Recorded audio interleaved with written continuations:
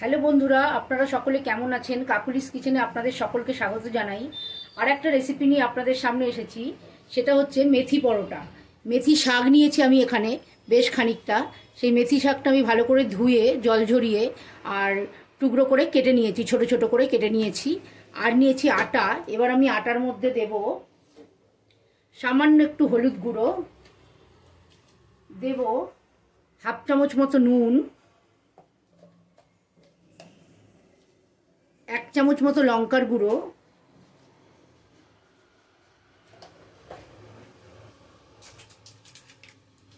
আর দেব আমচুর গুঁড়োর পাউডার। আপনারা এখানে চাট মশলাও ব্যবহার করতে পারেন।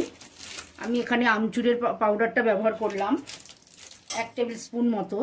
এবার আমি হাতে করে এটাকে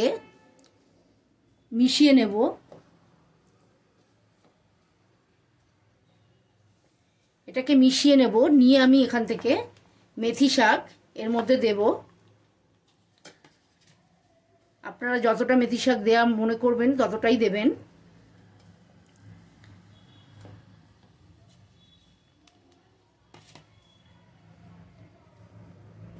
এই আটাটায় আর মেথি শাক লাগবে না।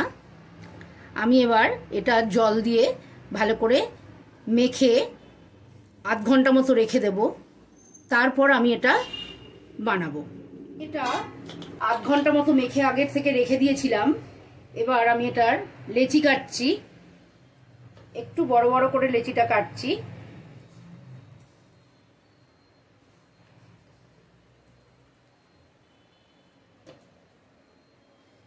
আমি এবার এটা বেলবো, বেলে ভাজতে নেব।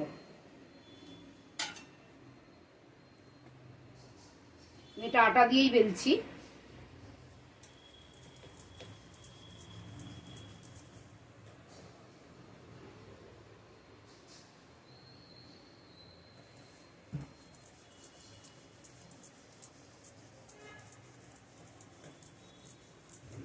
আমি বেলে নিলাম।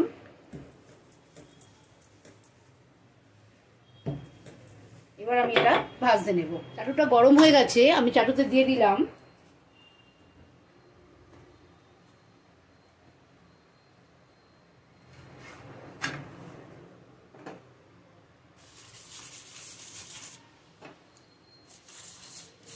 আপনারা ইচ্ছা করলে আরো বেশি মেথি শাক এর মধ্যে দিতে পারেন।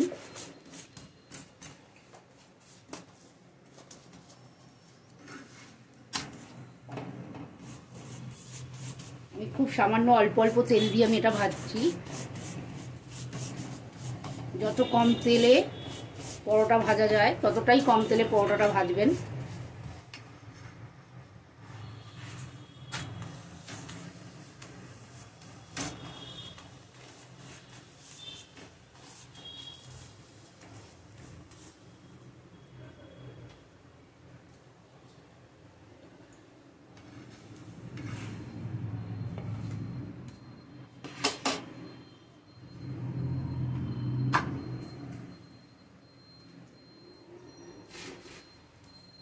আমি এরকম করে এবার পরোটাগুলো ভেজে নেব।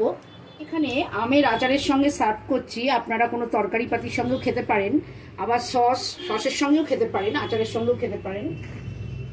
আর বন্ধুরা, আমার ভিডিওটা যদি আপনাদের ভালো লেগে থাকে তাহলে লাইক করবেন, আমার চ্যানেলটাকে সাবস্ক্রাইব করবেন, আর বেল আইকনটা টিপে দেবেন যাতে পরের ভিডিও নোটিফিকেশন আপনাদের কাছে পৌঁছে যায়।